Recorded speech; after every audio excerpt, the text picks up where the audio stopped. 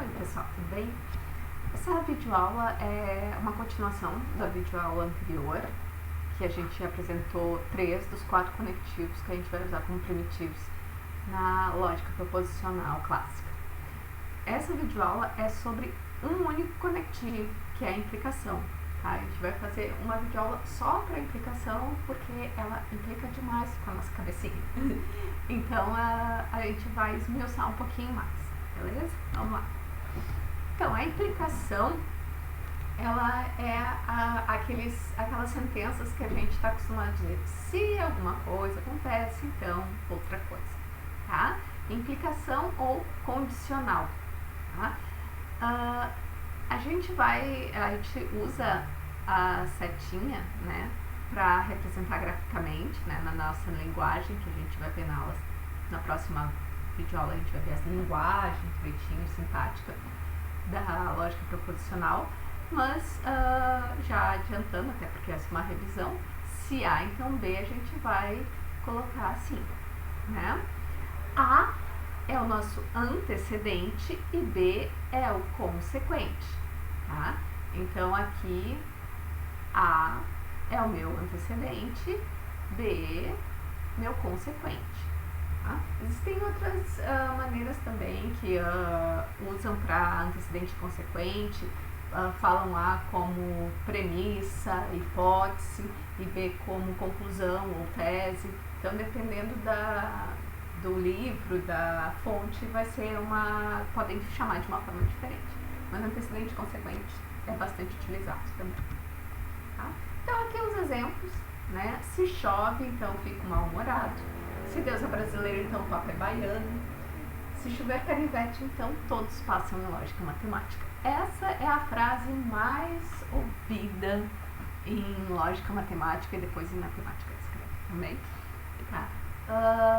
E eu gosto muito dela, não só porque ela vem lá de quando eu aprendi matemática discreta e tive o primeiro contato com a implicação da lógica formal, mas porque ela é verdadeira e eu garanto para vocês, tá? Se chover canivete, então todos passam em lógica matemática. O que isso significa? Significa que, se por um acaso chover canivetes de fato, canivetes caírem sobre a parte do céu, o Joinville toda, então a gente vai ter todos os alunos de lógica matemática aprovados nesse semestre. Notem que isso não quer dizer que é a única forma de todos passarem em lógica matemática, tá? Pode acontecer de não chover canivetes, eu diria que é bem provável, mas enfim. Pode acontecer de não chover canivetes. E daí? O que isso diz sobre todos passarem em lógica matemática? Isso não quer dizer que alguém vai reprovar em lógica matemática, tá? Pode acontecer de não chover canivetes e mesmo assim todos passarem em lógica matemática, isso não tem problema algum. Dentro da parte da implicação, do condicional, e ainda mais na matemática, a gente fala muito sobre condição necessária e condição suficiente. E é bem frequente confundirem esses dois conceitos. Tá? Aqui está um exemplo bem claro de confusão, e olha só, isso aqui estava dentro do banheiro da UDESC em diversos pontos, tá? Agora já não está mais. Quando renovaram os banheiros, eles tiraram esse dispensador e esse aviso, né? Mas é interessante, eu costumo dizer que esse é a UDESC sincera, né? Então, aqui está dizendo assim, ó, 2 folhas são necessárias para secar suas mãos. Aqui dá para ver bem que trocaram um pouquinho entre condição necessária e suficiente. Quando eu digo que 2 folhas são necessárias para secar as mãos, quer dizer que a gente precisa pegar pelo menos 2 folhas de toalha para secar as mãos, se não mais. Provavelmente, como eles disseram, use com bom senso. Bom, talvez seja isso, mas o uso com bom senso e tal, a ideia é: não vamos usar mais do que o suficiente. Então, geralmente, né, numa boa qualidade de papel toalha, precisa-se é suficiente 2 folhas de papel toalha para secar as mãos e tá ok, tá? Lavem bem as mãos, continuem lavando sempre as mãos, agora é importante, estamos no meio de uma pandemia, né? Mas então vamos ver direitinho a história de condição necessária e condição suficiente, tá? Lembrando então, a gente está falando sobre sentenças do tipo, opa, não é esse aqui. Sentenças do tipo, se A, então B, né? A é o meu antecedente, B é o meu consequente. O antecedente é condição suficiente para o consequente. A é suficiente para B. E o consequente é condição necessária para o antecedente. B é necessário para A. Vamos pegar um exemplo que fica mais fácil. Se João é juiz, então João é advogado. Isso é bem claro aqui pra gente. Para ser juiz, sabendo que João é juiz, isso é suficiente para se saber que ele é advogado. Agora, para alguém ser juiz, é necessário que seja advogado. Ser advogado não é suficiente para ser juiz, certo? Então, o antecedente é a condição suficiente, o consequente é a necessária. Vamos lá, mais exemplos, né? O fogo é uma condição necessária para a fumaça. O que quer dizer isso? Se houver fumaça, haverá fogo. Tá? Se chover, então molha a rua. Olha só, é suficiente chover para saber com certeza que a rua vai ficar molhada. Agora, eu ter a rua molhada não quer dizer que choveu, certo? Não tenho a garantia de que choveu se a rua estiver molhada. De repente alguém jogou um balde d'água. Ou lavaram a rua também, hipocloreto de sódio. Então, aqui algumas variações gramaticais, frases, sentenças na linguagem natural que tem a ver, na verdade, que vão ser geralmente traduzidas dentro da abstração para implicações lógicas. Tá? Se A, então B, né? Isso tudo aqui vai ser traduzido para A implica B. Tá? Então, se A, então B, A implica em B, A logo B, A apenas se B, ou A só quando B, B se A, B segue de A é condição suficiente para B, B é condição necessária para A. No exemplo da chuva, né, e da rua, chover implica em molhar a rua. Né? Molha a rua se chove. Tá? Molhar a rua é condição necessária para chover.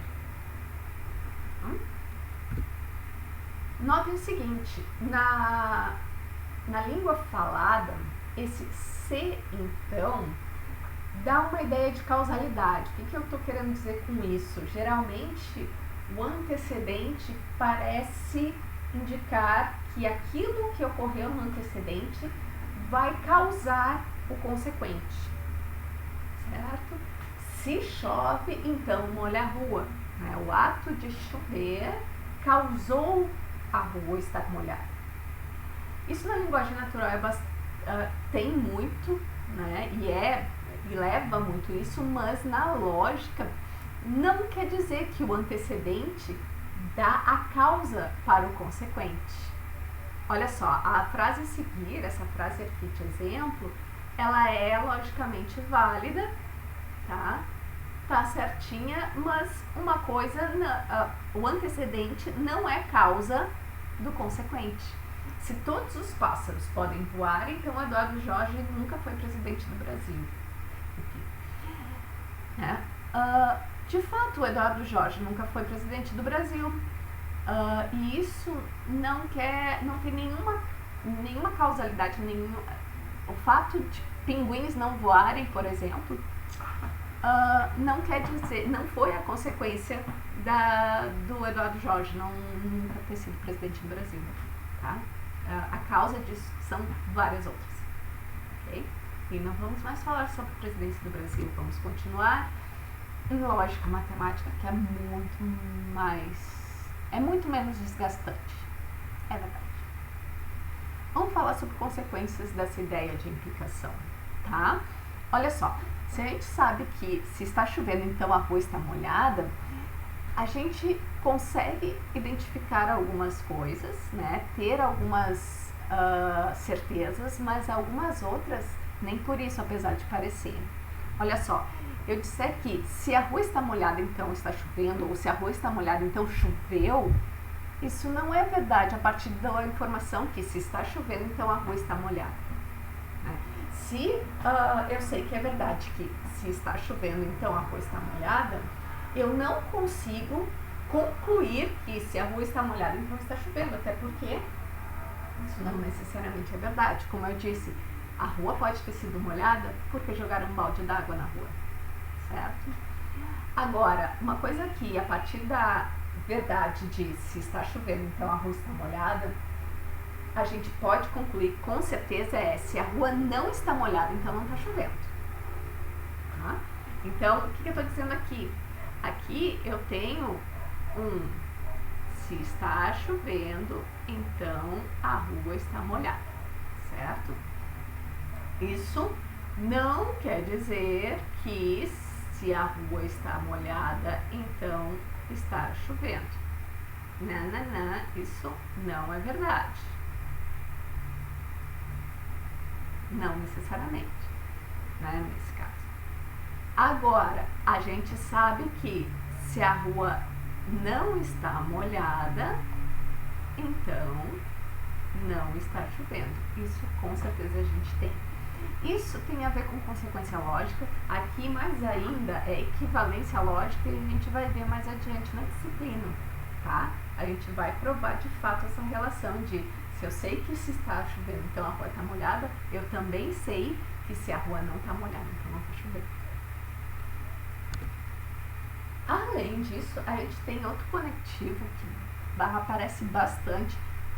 Semestre que vem, se tudo der certo, lá em matemática discreta a gente vai ver também, que é o conectivo C e somente C, a biimplicação, tá? Que a gente representa por esse símbolo aqui. A, C e somente C, B. Tá? Aqui um exemplo, João é feliz, C e somente C ama Maria. Isso quer dizer o seguinte, ele só vai ser feliz se ele ama Maria e ele só ama Maria se for feliz. Ele não consegue ser feliz sem amar Maria e ele não consegue amar Maria sem ser feliz. Bastante poético e tal, mas sendo bem racional, lógica matemática, o que eu quero dizer? Se João é feliz, então ele ama Maria. E se ele ama Maria, então ele é feliz. Tá bom? Esse conectivo, tá? A biimplicação, a gente não vai usar esse conectivo como um conectivo primário nosso, né? Como um conectivo primitivo. Ou seja, a gente pode reescrever quando a gente quiser falar o C e somente C, na verdade, basta falar se A, então B, e se B, então A. Tá? Portanto, a gente não precisa dele. Óbvio, a gente pode pegar e dizer, eu vou fazer mais resumidinho aqui, vou colocar esse C e somente C, né? Economizo um pouquinho aqui as minhas linhas, né? Ao invés de escrever tudo isso, vou direto para cá. Pode ser, mas não é um conectivo primitivo, uma vez que a gente pode reescrevê-lo com implicações e a conjunção, tá? Assim como o ou exclusivo, né? A ou B, ou A ou B, ou seja, eu não posso ter os dois ao mesmo tempo. A gente vai ver posteriormente essa brincadeira, mas sim, vocês vão encontrar por aí bastante a biimplicação. E lembre-se então, se vocês encontrarem a biimplicação, o que é na verdade? É essa formulazinha aqui, se A então B, e se B então A. De conectivos, né, são esses os 4 principais que a gente vai utilizar como primitivos: negação, conjunção, disjunção e implicação. Uma coisa interessante, né? A gente tem 4 conectivos e eles têm algumas diferenças, né? A negação é um conectivo unário. O que eu quero dizer com isso? Ele incide só em uma fórmula, em uma sentença. A conjunção, disjunção e implicação são conectivos binários. Eu preciso de duas sentenças, proposições, para formar uma nova sentença a partir delas. Tá?